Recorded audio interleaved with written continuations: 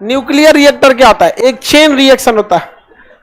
Chain reaction में क्या, देखिए आप बारूद देखे, बारूद पटाखा जो फोड़ते हैं उसमें बहुत सारा हीट निकलता है, बहुत ज्यादा क्या निकलता है? हीट। तो हीट जितना निकलेगा, हमें इंजन को चलाना होता है। देखिए बिजली बनाना बहुत बड़ा काम नहीं है, मेन क्या है, आपके पास एक हाई पावर का मैग्नेट होना चाहिए यहाँ पर, ठीक है। और इसके बीच में एक दूसरा मैग्नेट को आपको क्या कराना है? मूव कराना है, इसको नचाना है। समझ में आ गया कि नहीं? इसी को नचाना है। तो इसको नचाने के लिए 20 को झमेला होता है। आप क्या कीजिए, नदी बनाइए, नदी के बगल में इसको लाइए, साफ्ट ले जाइए, इसमें एक पंखा जोड़ दीजिए, टरबाइन जोड़ दीजिए, बस काम ये इसको घुमाना है। अब चाहे जैसे घुमाइए, और नहीं घुमा सकते हैं इसको तो जनरेटर लाइए, इंजन चलाइए, इंजन से क्या कीजिए, इसको घुमाइए, तो फिर डीजल लगेगा, डीजल से बिजली मिलेगा। तो एक चीज को जला के एक चीज प्राप्त कर रहे हैं, बहुत बड़ा समझदारी तो है नहीं आप। और पानी है तो हमेशा बहेगा, इसको नचाएगा, इसको घूम जाएगा यहाँ पे। तो बिजली बनाने का जो मेन कॉन्सेप्ट यही होता है कि हमको पंखी को क्या करना है? नचाना है। अब पंखी नाचने के लिए एक और होता है, बॉयलर होता है, जैसे नेशनल थर्मल पावर कॉर्पोरेशन में होता है, एक बड़ा सा क्या लगा देता है? बॉयलर लगा दिया जाता है। इस बॉयलर में क्या डाल दिया जाता है? पानी, और नीचे से कोयला लगा के आग जला दिया जाता है। पानी क्या होगा? गर्म होगा, और गर्म पानी क्या बनेगा? भाप। और इस भाप को क्या किया जाएगा? एक टरबाइन, ये जो पंखी लगी होगी इसी पे क्या कर दिया है? छोड़ दिया जाएगा। पंखी नचेगी, पंखी किससे जुड़ी रहेगी? मैग्नेटिक फील्ड से। और इसके बाद यहाँ साइड साइड में क्या लगा रहेगा? मैग्नेट। कोर कंसेप्ट यही होता है। बाकी सबको चलाने के लिए अलग अलग मशीनरी, बहुत लंबा प्लांट चाहिए होता है। मेन काम यही है कि दो मैग्नेट के बीच में एक तो मैग्नेट को क्या करना है? घुमाना है। जितना तेज घूमेगा उतने ज्यादा क्या बनेगा? इलेक्ट्रिसिटी बनेगी, और इलेक्ट्रिसिटी को आप सप्लाई कर सकते हैं। तो सबसे ज्यादा काम आता है ना ये बॉयलर वाला। पानी गर्म हो गया, और गर्म पानी में इतनी क्षमता होती है, भाप में, गर्म पानी में नहीं, भाप में, कि पूरी टरबाइन को क्या कर सकता है? घुमा सकता है। तो इसीलिए काम करता है न्यूक्लियर रिएक्टर। न्यूक्लियर रिएक्टर में किसको भरा जाता है? यूरेनियम को, और उसको भड़काया जाता है। भड़केगा जब वो, तो आप बताइए, जब यूरेनियम ब्लास्ट करेगा तो एनर्जी उत्पन्न होगी कि नहीं? हीट होगा। और उसी के ऊपर अगर पानी का क्या रख दे? बॉयलर रख दे। पानी का क्या रख दे? बॉयलर रख दे, तो पानी गर्म हो जाएगा, और वो क्या बना देगा? भाप। तो इसके लिए न्यूक्लियर रिएक्टर में क्या किया जाता है ना, बहुत सारा इसे पाइप लगा दिया जाता है। साइड साइड में पाइप गोल लगा दिया जाएगा, पाइप इस तरह से पूरा गोल राउंड में पाइप खड़ा कर दिया जाएगा। आई पाइप में क्या रहेगा? पानी। सारा पाइप में पानी रहेगा, अब पूरा राउंड में पानी भर दिया जाएगा। इसमें गोल शेप समझ रहे हैं? कुआं टाइप का बना दिया जाएगा, इस टाइप का कुआं समझते हैं? इनार होता है, इनार, कुआं। ये कुआं टाइप का बना दिया, और ये चारों ओर क्या लगा दिया? पाइप। और पूरे पाइप का कनेक्शन किस में जोड़ दिया? एक ही में। पूरे पाइप का कनेक्शन एक ही में जोड़ दिया। अब इस पाइप, अगर इस कुआं में आग लगा देंगे तो इस पाइप में क्या भरा हुआ है? पानी। पानी के आने का रास्ता एक अलग कर देंगे, सारे में आके पानी क्या कर देगा? दे देगा। अगर इस कुआं में आग लगाएंगे तो इस छोटे छोटे पाइप में क्या भरा हुआ है? पानी। पानी क्या होगा? गर्म होगा, अब वो क्या बनेगा? भाप। अब भाप बनकर क्या होगा? निकलेगा। और जहां निकलेगा तो यहाँ क्या लगा देंगे? टरबाइन। ये टरबाइन घूम गया, इसको किससे लगा देंगे? मैग्नेटिक फील्ड से। इधर मैग्नेट बन गया। इतना सिंपल बता रहे हैं, इतना सिंपल होता नहीं है, लेकिन कॉन्सेप्ट यही होता है कि हमें पानी को गर्म करना है, गर्म करके भाप बनाना है, भाप बना के कहाँ छोड़ना है? टरबाइन पर। बस काम बस यही है, मेन काम यही है। अब ये हमेशा एक क्या पतीली में पानी नहीं ले जाएंगे वरना गर्म नहीं होगा, छोटा छोटा पाइप में ले जाएंगे। पाइप में ले जाएंगे तो पनिया फटाक गर्म हो जाएगा, तुरंत क्या हो जाएगा? गर्म हो जाएगा। अब बीच में क्या, अब इसमें बीच में क्या रख दिया जाता है? यूरेनियम। बीच में क्या रख देंगे?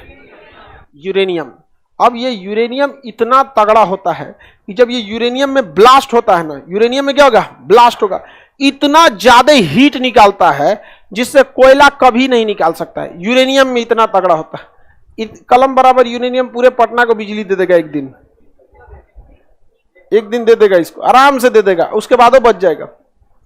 अच्छा खासा दे देगा। इतना छोटा इसमें इतना तगड़ा होता है। इतना लकड़ी जलाइए तो आगो तापने भर का नहीं देगा।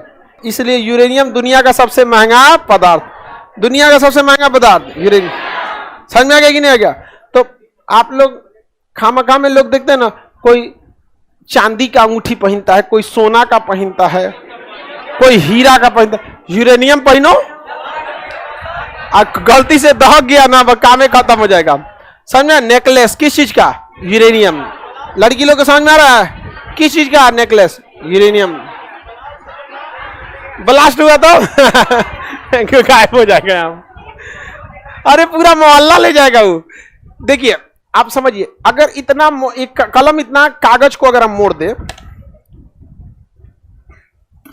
जैसे ये कोई कागज है, इसे मोड़ के हम क्या बना देते हैं, कलम के शेप में डाल देते हैं, तो इसमें भी कुछ ना कुछ ऊर्जा होगी, नहीं होगा जी? इसको हम कागज का शेप में इसे मोड़ के बना दिए, कलम बना, ये इसको जलाएंगे तो कितना देर चलेगा? बहुत कम, ज्यादा ऊर्जा दे पाएगा, पानी खोला पाएगा, फटाक से उड़ जाएगा। लेकिन अगर इतनी इसी शेप का लकड़ी रहता तो देर तक जलता, कोयला रहता तो और देर तक जलता। यहाँ पर और उतना ही बड़ा अगर क्या ला देंगे, यूरेनियम, तो चेन रिएक्शन मारेगा, इतना भयानक ऊर्जा देगा, ये कल तक जलेगा ये, और इतना ज्यादा मात्रा में ऊर्जा दे देगा, इतना ज्यादा मात्रा में कि पूरा एगो तालाब का पानी भाप बना के उड़ा देगा। इतना तेज चेन रिएक्शन होता है।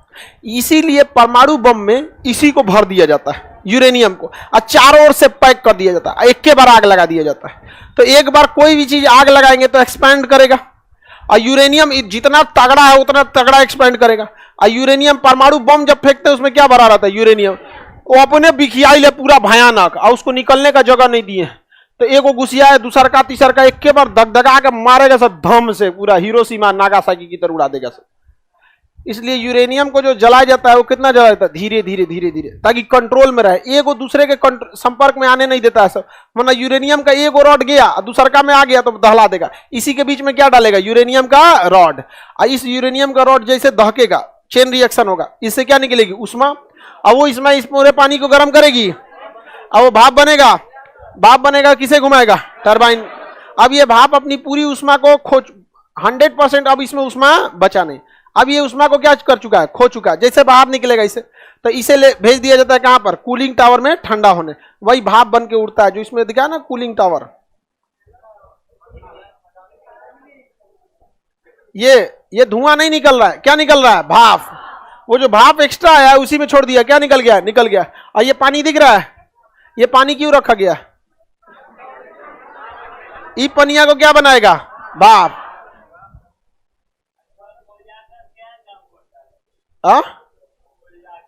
कोयला का भी काम है, लेकिन कोयला ज्यादा पर धुआं देने लगता है, और यूरेनियम धुआं हुआ नहीं देता है। कोयला क्या करता है, धुआं देने लगता है। ये बताइए, ये पानी का क्या बनेगा, भाप। अब वही भाप स्टीम बन के कहां चला जाएगा, इसमें जो एक्स्ट्रा स्टीम आया, जो टरबाइन को नचा दिया, अब तो खाली बच गया, उसको कहां भेज दिया जाता है, कूलिंग टावर में। कूलिंग टावर में कुछ भाप वापस पानी बन जाता है, और कुछ क्या हो जाता है, उड़ जाता है। जो वापस पानी भरा उसको कहां भेज दिया जाता है, जलाशय में भेज दिया जाता है। और फिर इसको पानी उठा के कहां भेजेगा, बॉयलर में। कहां भेजेगा बाबू, बॉयलर में। बॉयलर में यहाँ पे क्या रखा हुआ है, यूरेनियम। क्या रखा हुआ है, यूरेनियम। ये भाप बनेगा, ये कहां जाएगा, टरबाइन पे। टरबाइन नचेगी, किसे घुमाएगा, मैग्नेट को। ऐसे क्या बन जाएगा, बिजली। अब इसमें क्या डाल दिया जाता है, यूरेनियम। अब इसको चारों ओर से बढ़िया से ढक दिया जाता है। क्या किया जाता है, ढक दिया जाता है खूब बेहतरीन ढंग से, दीवार से, ढलैया से, जो सीमेंट का ढलैया होता है ना। अभी हम लोग का जो छत ढाला जाता है वो 6 इंच का होता है। जिस छत पे हम लोग खड़े हैं वो कितने इंच का होता है, 6 इंच। 1 फीट का होगा तो कितना मजबूत हो जाएगा। जो पुल होता है ना, ब्रिज, 1 फीट का होता है। जो ब्रिज ढाला जाता है ना, कितने का है, 1 फीट। हाँ, हवा वाला पुल जो दो गया था। ये जो बनाया जाता है ना, इसकी दीवार, ये 6 फीट का। जितना ऊंचाई हम 6 फीट नहीं, हम 5 फीट कहां से हो जाएंगे निकले। 172 सेंटीमीटर, तो वही 6.25। चलिए अब आगे देखते हैं हम लोग। याद देखिए, तो इतना मोटा, जितना ऊंचाई हमारी है ना, इतना मोटा क्या होता है, दीवार। और उसमें छड़ डाल के कंक्रीट लगा दिया जाता है, और चारों ओर से ढक दिया जाता है। समझ में आ गया कि नहीं आ गया। और इसमें क्या डाला जाता है, यूरेनियम का एक इतना छोटा सा रॉड। तो कितना बड़ा बताए, मेरा डंडा कहां गया। ये देखिए, इतना ही बड़ा, इतना बड़ा क्या डाला जाता है, रॉड। और यही दहक जाता है, और ज्यादा डाल दिया तो भड़क जाएगा। चेरनोबिल में क्या हो गया था, ब्लास्ट हो गया। डाल दिया ज्यादा, वहां पर ब्लास्ट हो गया, और सारा बिजली के जगह पे ब्लास्टे कर गया चेरनोबिल। आज भी कोई चेरनोबिल में नहीं जाता है। जो मीडिया गए थे तो रिकॉर्डिंग करने, वो मर गया था सब। हेलीकॉप्टर गया था पायलट ले जाने, उसके वो भी मर गया। यहाँ पर इतना भयानक ये तहलका मचाता है। तो परमाणु बिजली घर में बिजली किससे मिलता है? यूरेनियम।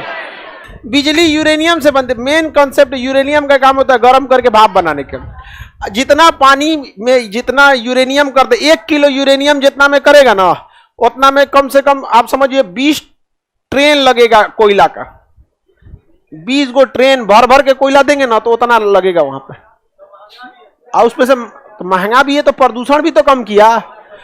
कोयला ज्यादा महंगा पड़ जाएगा। उतना ट्रेन में से कोयला लाइए तो लोडिंग अनलोडिंग कीजिए, फिर कोयला को रखिए, हैंडलिंग कीजिए। कोयला यूरेनियम लाइए, भड़काइए, एकदम सीधे प्रदूषण भी नहीं होगा। यहाँ पर कोयला से क्या होगा? प्रदूषण। ना कोयला से बिजली बनेगा ना यूरेनियम से बनेगा। इसका मेन काम क्या है? बॉयलर को गर्म करके, बॉयलर में पानी एक ही जगह रहता है कि पाइप में रहता है, और चारों ओर से क्या होते रहता है? गर्म होते रहता है। अब भाप बन के क्या हो जाएगा? टरबाइन के पास जाएगा। कहां जाएगा? टरबाइन। और टरबाइन उसे क्या करेगा? नचा के बिजली बना देगा। बचा हुआ भाप कूलिंग टावर से उड़ जाएगा। कुछ नीचे बैठ के किस में मिल जाएगा? पानी में, जलाशय में मिल जाएगा। यूरेनियम मिलता कहाँ है? कनाडा में है, कजाकिस्तान में है, ऑस्ट्रेलिया में है, अमेरिका में, बहुत सारे देश हैं। सब 35-36 ऐसे देश हैं जिनके पास यूरेनियम बहुत ज्यादा है।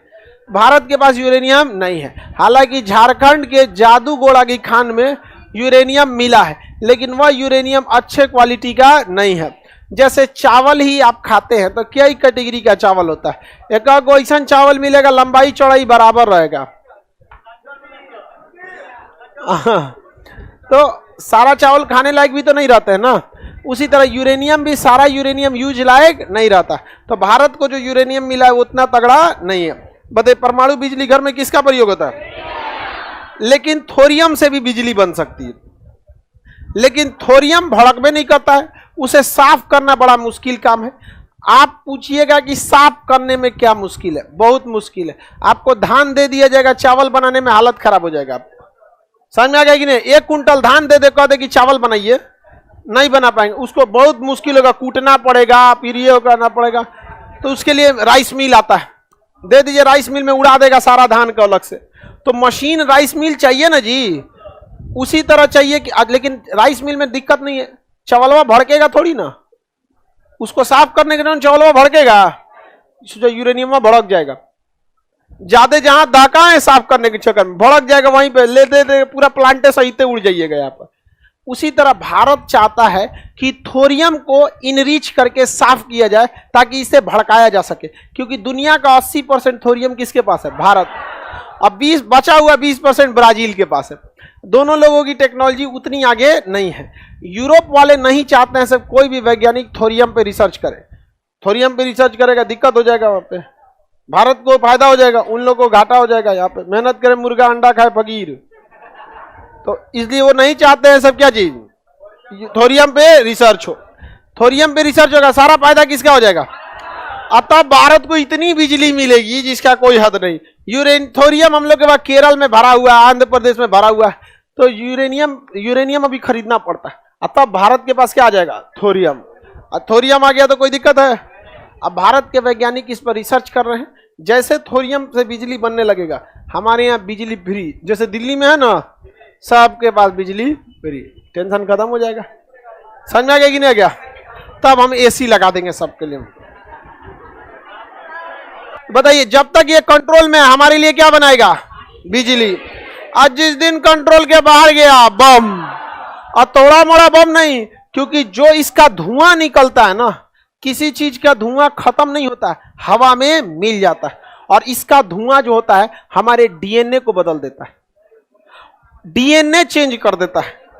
सोच सकते हैं, अब फेफड़ा वफड़ा गल जाएगा, एक बार सूंघ लेंगे ना इसे। आपको अब एक बताइए, कोई अगर वहां पे आग लगा दिया तो उसका धुआं तो हवा में मिल गया, लेकिन वो नुकसान नहीं करता है, नुकसान नहीं करता। और उसका हवा में मिल जाएगा ना तो दिखेगा ही नहीं। अब इस हवा में ऐसा थोड़ी है धूल कण नहीं मिले होंगे, हवा में धूल कण है कि नहीं, वो धूल कण के साथ वो भी मिल जाते हैं। और जो सूंघ लिया फेफड़ा गला देता है। ऐसे खांसीएगा ना इसे तो ऐसे निकलेगा एकदम 1 किलो, देखेंगे फेफड़ा है, फिर गटकेंगे वापस से, जब निकल गया यहाँ फिर फेंकेंगे ऐसे, पूरा फेफड़ा निकलेगा यहाँ। किडनी उडनी सब मर जाएंगे आप। इसलिए इसके लिए पोटेशियम आयोडाइड खाया जाता है। पोटेशियम आयोडाइड खा लीजिएगा ना तो गले से नीचे जाना ही नहीं देता। समझा गया कि नहीं क्या? पोटेशियम आयोडाइड की गोली खा लेना चाहिए। नोट करके आप लोग लिख लीजिएगा। अगर हालांकि ऐसा कोई दिक्कत नहीं, भारत में ऐसा हमला होने वाला रहेगा तो हम पहले ही अब सब लोग को इसकी चेतावनी दे देंगे और कोई भारत में इस तरह से हमला नहीं करेगा। और अगर करेगा तो फिर हम लोग भी मारेंगे।